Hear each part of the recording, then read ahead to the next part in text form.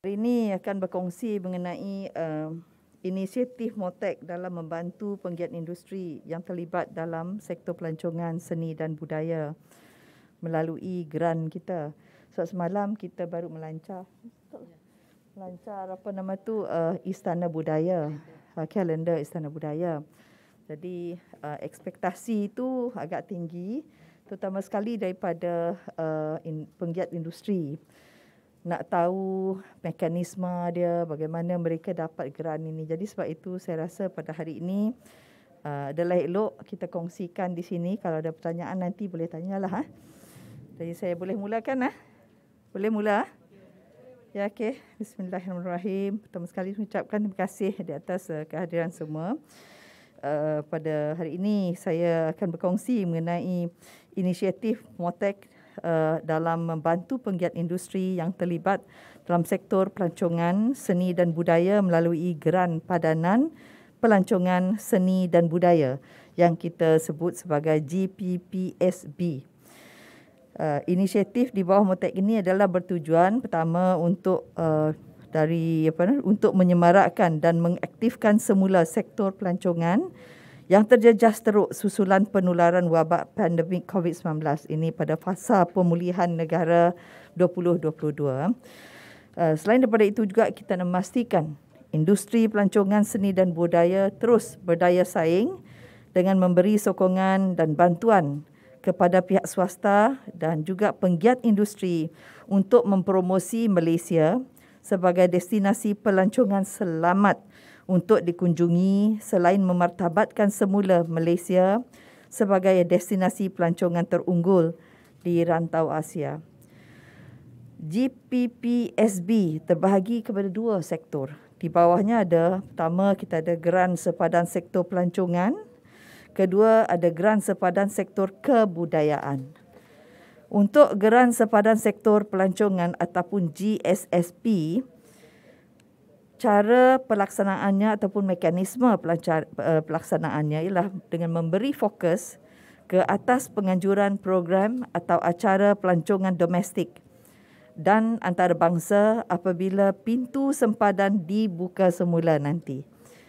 Jadi siling peruntukannya ialah untuk domestik, siling maksimum sehingga RM500,000. Untuk antarabangsa pula, siling maksimum sehingga RM1,000,000. Penganjur dibenarkan memohon lebih dari satu penganjuran program atau acara pada tahun semasa, iaitu tahun 2022, tetapi setiap permohonan perlu mempunyai konsep dan pengisian yang berbeza. Untuk tempoh penerimaan permohonan ialah 60 hari sebelum penganjuran program ataupun acara domestik dan 90 hari sebelum penganjuran program ataupun acara antarabangsa. Sebab ramai bertanya antarabangsa pun boleh juga ke? Kita kata boleh. Tempoh pelaksanaan program atau acara yang diluluskan adalah sehingga 31 Disember 2022 dan sebarang pelanjutan tempoh pelaksanaan selepas tarikh tersebut adalah tidak dibenarkan. Pertimbangan permohonan adalah tertakluk kepada pematuhan kepada prosedur operasi standard SOP, Pelan Pemulihan Negara yang sedang berkuat kuasa dan yang dikemaskini dari semasa ke semasa. Seterusnya ialah geran sepadan sektor kebudayaan. Ini GSSK. Mekanisme pelaksanaannya ialah memberi fokus ke atas penganjuran program atau acara seni dan budaya domestik yang berimpak tinggi pada tahun 2022. Siling peruntukannya, domestik, siling maksimum sehingga RM500,000. Penganjur dibenar memohon lebih dari satu penganjuran program atau acara pada tahun semasa, iaitu tahun 2022. Tetapi setiap permohonan perlu mempunyai konsep dan pengisian yang berbeza. Kaedah penyalurannya, pertama iaitu dari segi peruntukan, NGO ataupun NPO maksimum sehingga 90% daripada kos anggaran perbelanjaan keseluruhannya. syarikat maksimum sehingga 80% daripada kos anggaran perbelanjaan keseluruhan. Kadar penyaluran ialah penyaluran pertama ataupun deposit sehingga 80% daripada jumlah kelulusan sebelum sesuatu program atau acara bermula, manakala baki akan disalurkan selepas MOTAC menerima dokumen-dokumen lengkap daripada pemohon. Jadi jumlah keseluruhan bagi kedua-dua geran adalah sebanyak 50 juta ringgit, iaitu peruntukan di bawah Belanjawan 2022. Permohonan untuk kedua-dua geran ini boleh dikemukakan bermula pada 1 April nanti, iaitu 1 April 2022 sama hari dengan kita buka kita punya border. Untuk geran sepadan sektor pelancongan GSSP, penganjuran yang dibenarkan iaitu program atau acara pelancongan, festival, karnival pelancongan, pameran pelancongan iaitu travel fair, berasaskan business to consumer ataupun B2C, dan program atau acara sukan yang menyuntik elemen pelancongan. Dan seterusnya adalah penganjuran program atau acara perlu mempunyai elemen pergerakan interstate. Saya rasa yang lain tu saya tunggu kalau ada soalan lah. Banyak lagi, kalau tak saya cakap banyak sangat. Ada soalan dari segi ni geran ni ya.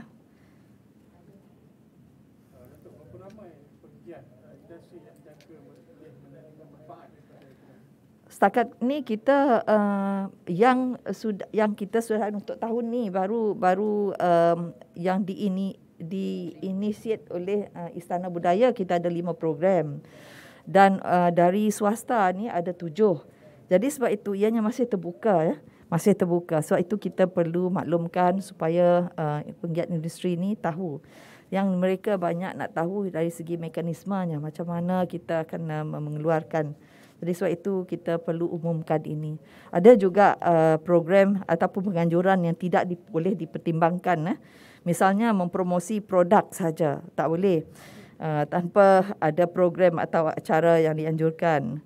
Termasuk juga familiarization trip, fam trip tu tak boleh juga dimasukkan. Penerbitan video atau bahan promosi berbentuk video, pembangunan aplikasi ataupun kandungan laman web tu pun tak dimasukkan. Ya.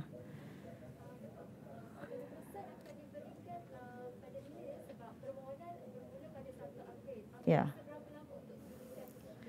Ini sampai tahun sehingga kita habis 50 juta itulah. Ya. Kita mula pada tahun ni. Jadi kita mula sebab itu Istana Budaya mulakan inisiatif sendiri dahulu, tetapi ada juga yang sudah mohon. Dan kita itu pun kita guna yang lama, peruntukan kita yang lama. Jadi yang peruntukan yang sebelum tahun 22 ni. Sebab tak ada program kan. Jadi sebab itu kita ada baki tu, jadi boleh kita gunakan. Dan untuk tahun ini boleh bermula pada 1 April. Ya. Memang 1 April, tapi program boleh 1/5 tu dah ada yang mohon ya. masuk. Sebenarnya ada juga sudah masuk hantar dia punya permohonan. Tapi kita taklah begitu strict sangat sebab kita nak menggalakkan industri ini bergiat semula. Ada lagi? Selepas Mei. Tak ada? Okey, terima kasih.